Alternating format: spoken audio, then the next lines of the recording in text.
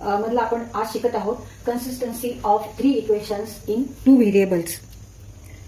Here a1x plus b1y plus c1 equal to 0, a2x plus b2y plus c2 equal to 0 and a3x plus b3y plus c3 equal to 0. Now these 3 equations are linear equation and where there are 2 variables x and y, x and y, x and y.